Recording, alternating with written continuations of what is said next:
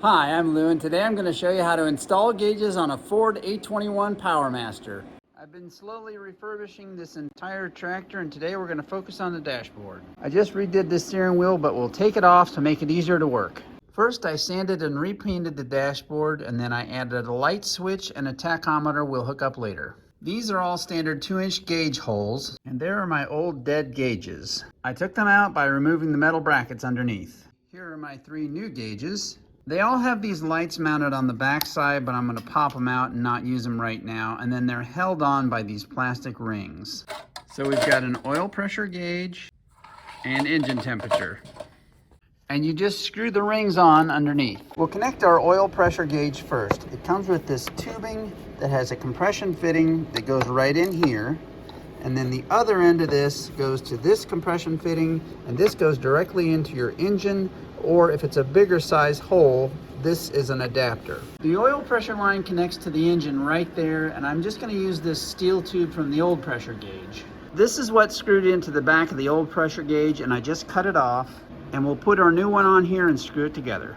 Next, we'll do the battery voltmeter, and they give you these spade connectors, but you have to get your own wires. I use the wire stripper to get the ends off the wires, and then I'll put this on the end like this and squeeze it down with the pliers. Red to plus and black to ground. I'll squeeze these connectors onto the other ends. In it goes. I'll put my red plus wire here on the solenoid, which leads down to the ignition switch. I'll attach the black ground wire to the frame here, but I'll sand it first. And when we turn on the key, we get the battery voltage.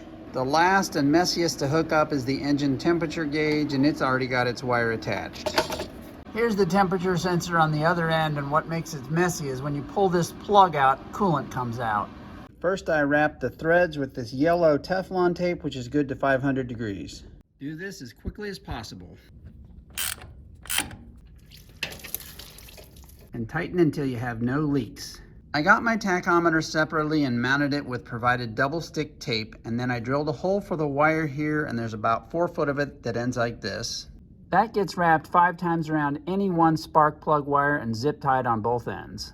I pressed in this new headlight switch, and it has 2 wires coming off of it.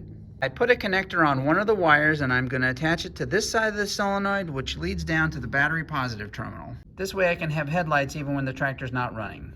I just mounted this new light bar on the front of the tractor. We'll connect the red wire to our headlight switch and the black to ground. Okay, we're all hooked up. Let's test everything out. First, with the key off, we'll turn on the headlights. Now let's start it up. The top gauge says our battery is at 13 volts. The right side says our oil is at 40 psi. The middle says we're at 1300 RPM, which I don't believe. And the left-hand side says that our engine is cold. After running for 10 minutes, the engine is starting to heat up. I could tell my tach was reading double the RPM, so if you go into menu and set it to 2 pulses for 1 revolution, that fixes the problem. Okay, that sounds more right. Thanks for watching.